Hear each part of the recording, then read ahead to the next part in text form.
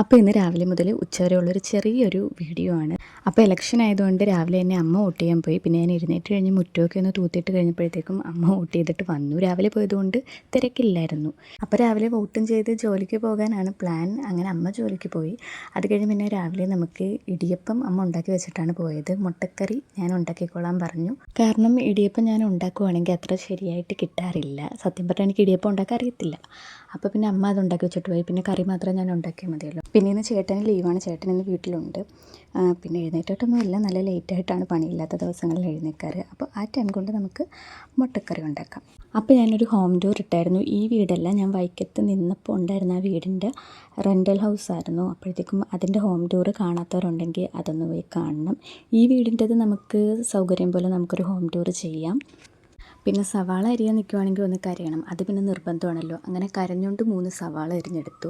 എന്താണെന്ന് അറിഞ്ഞില്ല, ചൂടായതുകൊണ്ട് ഒരുപാട് തണുത്ത വെള്ളം കുടിക്കുന്നത് കൊണ്ട് ഒച്ചയൊക്കെ തൊണ്ട അടഞ്ഞിരിക്കുവാണ്. അപ്പം വോയിസ് ഇടാൻ നേരത്തെ എനിക്കത് നല്ലപോലെ മനസ്സിലാവുന്നുണ്ട്. കേട്ടിട്ട് ഇങ്ങനെ കരകരാന്ന് പറഞ്ഞിരിക്കുന്നത്. പിന്നെ എനിക്ക് കുക്ക് ചെയ്യാനായിട്ട് ഭയങ്കര ഇഷ്ടമാണ്. പക്ഷേ അവസരങ്ങൾ കുറവാണ് കുക്ക് ചെയ്യാനുള്ളത്.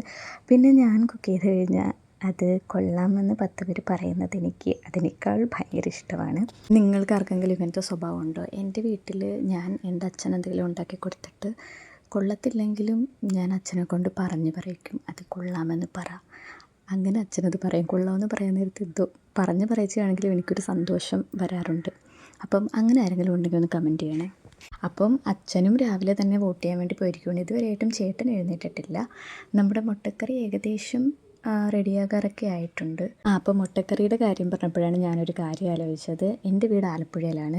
അപ്പം ഞങ്ങൾ പുട്ടിൻ്റെ കൂടെ ഈ കപ്പക്കറി എന്ന് പറഞ്ഞൊരു കറി, ഈ ഒരു കോംബോ കഴിക്കാറില്ല. കേട്ടിട്ട് പോലും ഇല്ലായിരുന്നു. പക്ഷേ ഞാൻ കല്യാണം കഴിഞ്ഞ് വന്നു കഴിഞ്ഞ് ഞാൻ ആദ്യമായിട്ട് പുട്ടും കപ്പക്കറിയുമായിട്ട് കഴിക്കുന്നത്. ആദ്യമൊന്നും ഞാൻ കഴിക്കത്തില്ലായിരുന്നു, എനിക്ക് അത്ര ഇഷ്ടമല്ലായിരുന്നു. പക്ഷേ പിന്നെ ഞാൻ കഴിക്കാൻ തുടങ്ങി. ഇന്നലെ ഇവിടെ പുട്ടും കപ്പക്കറിയായിരുന്നു, അത് ഞാൻ കഴിച്ചു. അപ്പോൾ നമ്മുടെ മുട്ടക്കറി റെഡി ആയിട്ടുണ്ട്. ഇപ്പോഴും ചേട്ടൻ എഴുന്നേറ്റിട്ടില്ല, അച്ഛൻ പോയിട്ട് വന്നിട്ടുമില്ല.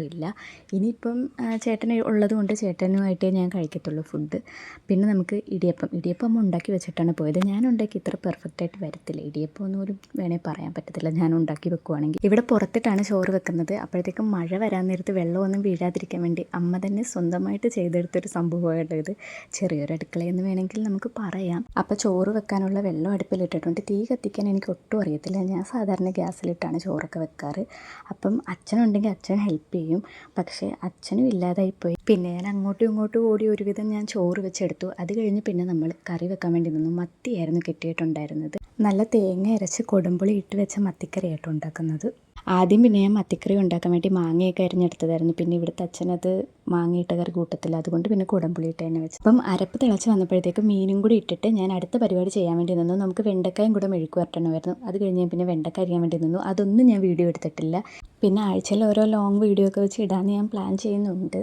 ഉച്ചയ്ക്ക് ചോറിൻ്റെ കൂടെ എന്തായാലും ഒരു മെഴുക്ക് വരട്ടിയോ അല്ലെങ്കിൽ ഒരു തോരനോ വേണം. പിന്നെ ചേട്ടനുള്ളത് കൊണ്ട് ചേട്ടന് ഭയങ്കര ഇഷ്ടമാണ് വെണ്ടക്ക മെഴുക്ക് വരട്ടി. എണ്ണ ചൂടായി വരുമ്പോഴത്തേക്കും കടുക് പൊട്ടിച്ച് സവാളയും വേപ്പിലയും ഉപ്പും കൂടി ഇട്ട് നല്ലപോലെ വാട്ടിയെടുത്തിട്ട് മഞ്ഞൾപ്പൊടിയും മുളക് പൊടിയും ചേർത്ത് പിന്നെ വെണ്ടക്കായും കൂടെ ചെറുതായിട്ട് അരിഞ്ഞതും കൂടെ ചേർത്ത് നല്ലപോലെ ഒന്ന് വാട്ടിയെടുക്കാം. അത്രയേ ഉള്ളൂ, സിമ്പിളായിട്ട് ഉണ്ടാക്കാവുന്നതേ ഉള്ളൂ. എനിക്ക് പച്ചമുളക് മെഴുക്ക് വരട്ടിയിൽ ഇടുന്നത് എനിക്ക് ഒട്ടും ഇഷ്ടമല്ല. ഞാനപ്പോൾ അതങ്ങനെ ഇടാറില്ല. നമ്മുടെ മത്തിക്കറി എണ്ണയൊക്കെ തെളിഞ്ഞ് നല്ലപോലെ തിളച്ചിരിപ്പുണ്ട്. അതിലോട്ട് നമുക്ക് കുറച്ച് കടുകും കൂടെ താളിച്ചൊഴിക്കാം. അപ്പം കറിയുടെ പരിപാടി അങ്ങനെ തീർന്നു. പിന്നെ പൊരിക്കാനായിട്ട് പള്ളത്തിയായിരുന്നു ഉണ്ടായിരുന്നത്. അത് ഇന്നലെ രാത്രി തന്നെ അമ്മ മസാല പുരട്ടി വെച്ചിട്ടുണ്ടായിരുന്നു. അതും കൂടെ പൊരിച്ചെടുത്ത് കഴിഞ്ഞാൽ ഉച്ചക്കത്തെ പരിപാടി കംപ്ലീറ്റ് ആയി. പിന്നെ ആ ഫുഡ് കഴിച്ചു. ഇടിയപ്പവും മുട്ടക്കറിയും ഞാനിരുന്ന് കഴിച്ചു. അത് കഴിഞ്ഞ് ഉച്ചയായപ്പോഴത്തേക്കും ഭയങ്കര ചൂടായതുകൊണ്ട് ചേട്ടൻ്റെ അടുക്ക് ചോക്കോബോർ വാങ്ങിത്തരാൻ പറഞ്ഞപ്പോഴത്തേക്കും ആ ഒരു സാധനമാണ് കൊണ്ടുവന്നത്. പിന്നെ ചേട്ടൻ വോട്ട് ചെയ്തൊക്കെ വന്നു കഴിഞ്ഞപ്പോഴത്തേക്കും ചേട്ടന് ഫുഡ് കൊടുത്തു. എനിക്കപ്പോൾ വിശപ്പില്ലായിരുന്നു. അപ്പോൾ ഇന്നത്തെ വിശേഷങ്ങളൊക്കെ ഇത്രയൊക്കെ ഉള്ളൂ. അപ്പോൾ അത്രയേ ഉള്ളൂ. ബൈ.